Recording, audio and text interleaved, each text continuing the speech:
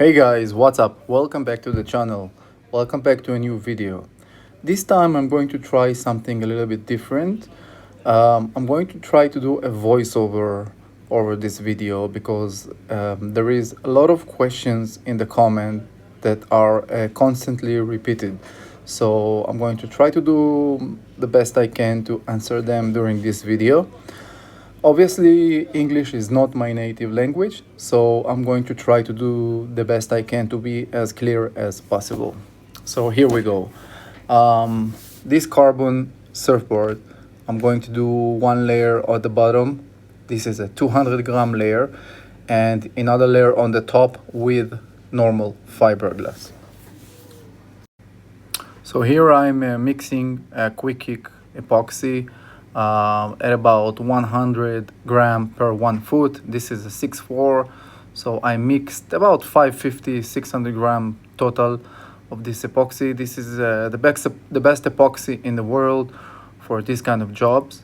I'm making sure that the fabric is completely saturated, as you can see here, and all the laps and everything are completely wet and tucked in real nice.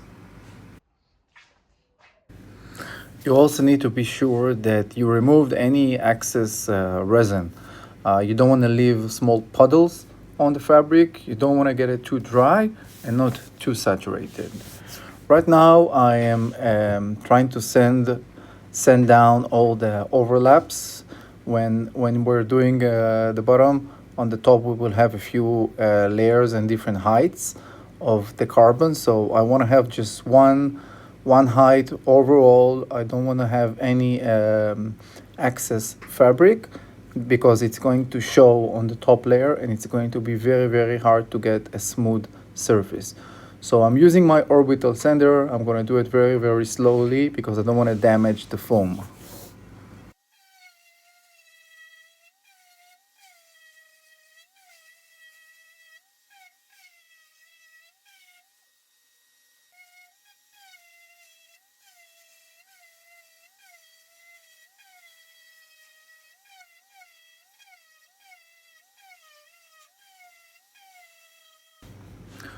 So basically what I'm trying to do right now is I want to get a pretty perfect surface before I'm going to glass the top. So I'm going over everything by hand, just making sure there are no epoxy drops or any overlays or just any imperfection on the bottom. I just want to smooth it out before I'm going to wrap those rails with the top layer.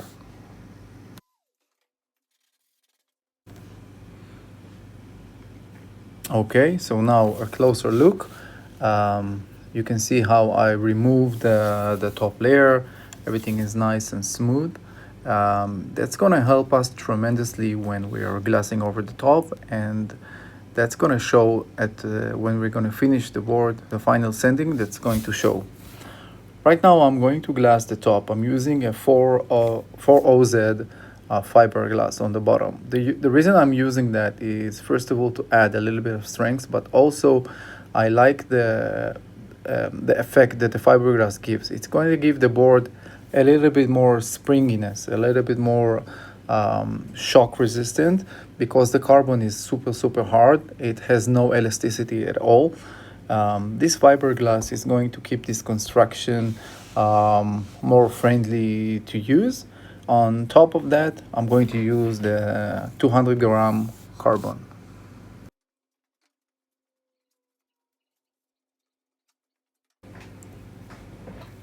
So as I'm laying the top layer of the carbon, I'm just making sure that I have enough access on the rails. You would like to have at least 2 inches below the rail, so the wrap is going to be strong enough. If you're gonna cut it a little bit short, it's not gonna be strong enough, and too big of laps is just going to it's just gonna make the job a lot harder to wrap the rails and then eventually sand it down.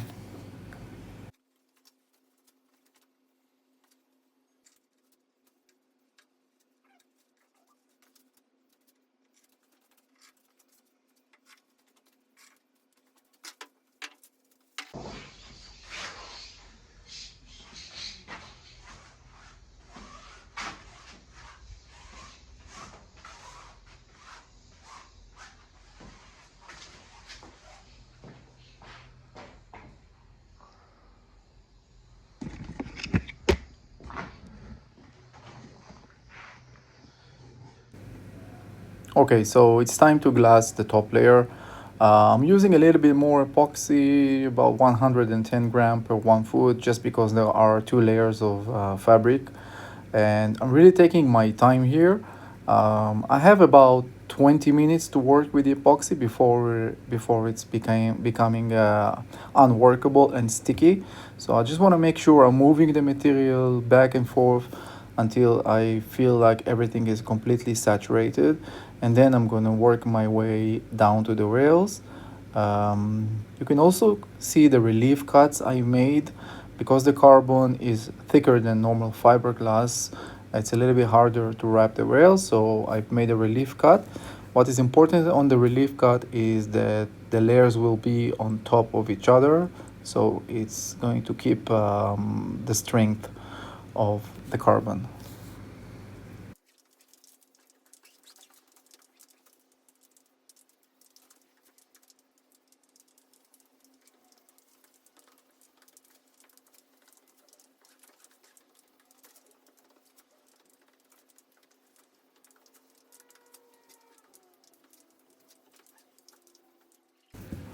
So usually around the world, when manufacturers creating surfboards from carbon fiber, they are using vacuum bag. Now it's true that vacuum bag is much better because it's removing any excess of resin, and it's creating a really strong bond between the carbon and the foam. I discovered that I can build this board traditionally with carbon, and it's gonna work just fine. The finish is not going to be exactly the same, but it's pretty good for someone building a surfboard at home and don't want to spend a lot of money for the equipment that the vacuum bag is required. So I maybe this is the 10th surfboard I made this way, with no normal traditional way, and they work just fine. I have them for a few years now, no issue with them at all.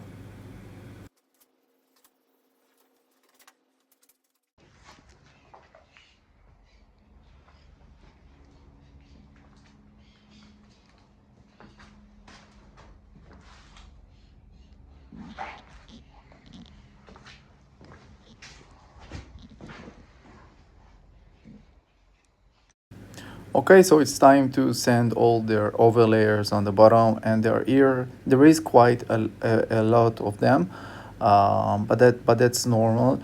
It's always super hard to sand it and to try to get a really smooth finish. What you don't want to do is to have a burnout. So you are going through both layers. It's going to compromise the strength of the board, and then you're going to have to repair it, and it's just very big delay. So you want to be careful here. I'm using an 80 grit for this job. It's not as aggressive as 60, and it's not as soft as 120, and it's going to take a lot of time. So I'm just making sure I'm going around everything to have one smooth surface.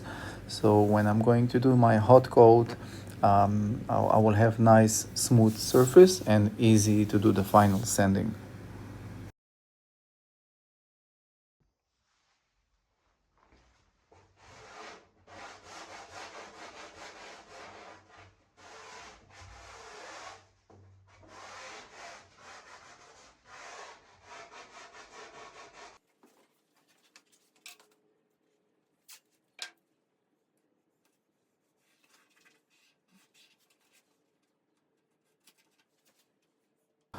Just a fun fact, you don't want to forget to cover the fin boxes. It happened to me once when I was a beginner. I mixed my hot coat, um, spilling the epoxy on the board just to discover the fin boxes are not taped, and then I have to stop everything. This is not very nice, and I strongly recommend it that you check everything before you're mixing the epoxy, because once you mix the epoxy, you're working for him and not him for you. So here at the back, I'm trying to build something like 1 or 2 millimeters of a fence at the back, so I will have a very easy way to do 90-degree angle for the tail. You can see I've also mixed just a little bit of resin. It's like about 50 gram, and I'm going to lay it on the bottom. This is what I call seal coat. Because the carbon fiber has small pinholes, it's very, very hard for the hot coat to cover them. So um, this layer, this small coat I'm doing, it's going to seal the surface very, very nice, and it's going to be a nice prep for the hot coat on top. Once the seal coat is dry, completely dry, I'm going to go over to do my hot coat. For the hot coat, I'm mixing about 50 gram per 1 foot. In this case, I've mixed 300 gram of epoxy overall for this layer. Um, you can see I'm going back and forth, and every time I'm going back and forth, I'm reducing the pressure on the brush. This really shouldn't take more than 1 to 2 minutes tops, and then we're going to give time for the epoxy to sit down and become a smooth surface.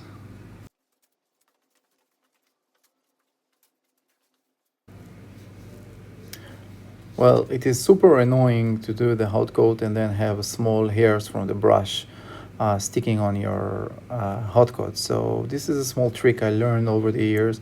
I take a little bit of a tape, I'm taping it like about 3 to 4 millimeters on top of the brush where the hairs connect to the brush.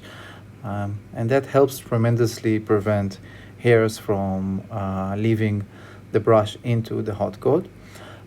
For the top, I'm going to do a little bit of a tint. I always like to make my board interesting. I'm going to mix a little bit of this nice purple, which is my favorite color. It's not very common for people to add tint into the hot coat. I discovered that if you're not using too much, it's not damaging at all, and it's going to work just fine, as you're going to see on this hot coat. I'm going to add also a small amount of white just to make sure I'm getting the right color. One more reason I like to have the top of the carbon board tinted is a black surfboard can really be damaged if you leave it in the sun. It's going to get hot really, really fast. And if the surface is going to be too hot, you're going to have air bubbles, and the carbon might detach from the foam. So by having a different color on top, it's going to help it tremendously, preventing damages from the sun and also keeping your wax from melting.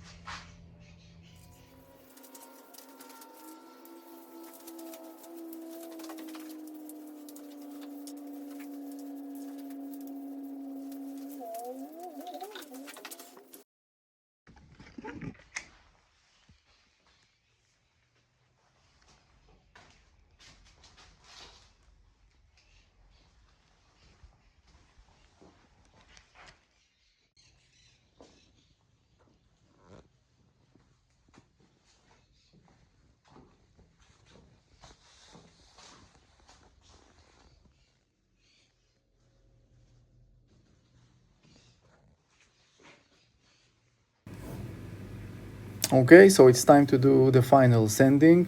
I'm really taking my time on the bottom.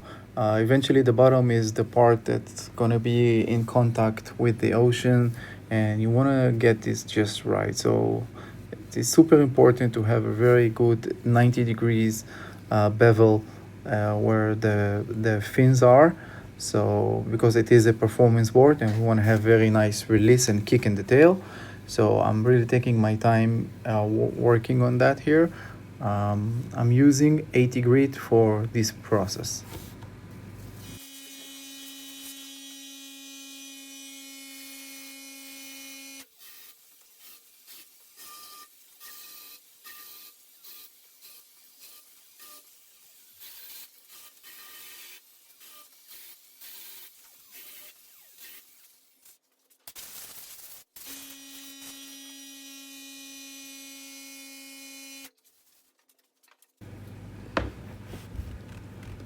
Moving on to the rest of the board, 80 grit all over it.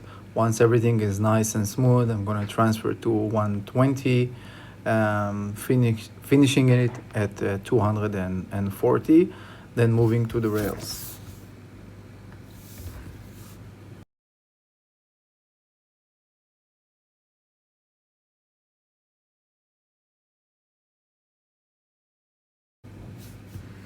Working on the rails, it's very easy to have a burnout in the rail, so I recommend using doing it by hand for the majority of it, just to make sure you're not going to have to repair the board, and it's just gonna be a very big delay.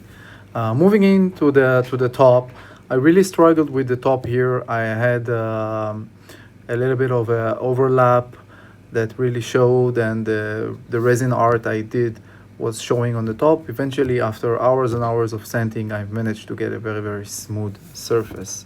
What you saw me doing in the end, I took a little bit of high grit paper, 1000, with a little bit of water to smooth the surface just a little bit more, prepping it for the final coat. I'm doing my logo this way on those surfboards because they are dark and I can't use the normal paper under the fiberglass as I'm doing for the majority of my board. I had this template made years ago and I'm still using it today. It's made from steel, so it's lasting a long time, and I really like the way it looks.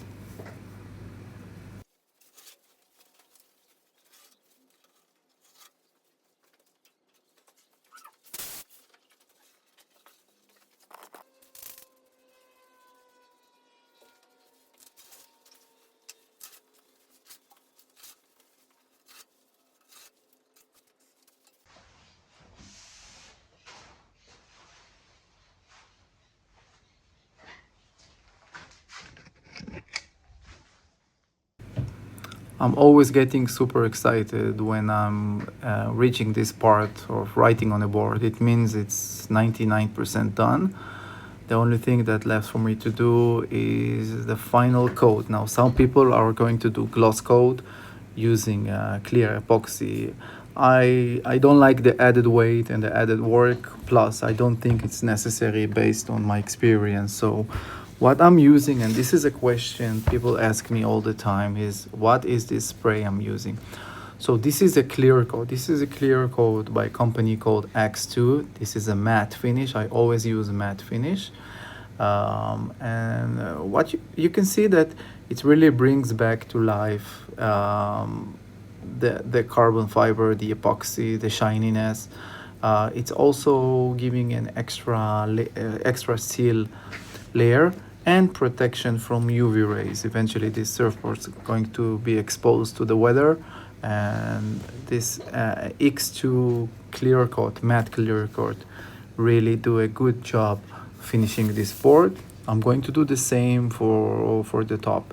Usually one can, it's just exactly enough for one surfboard.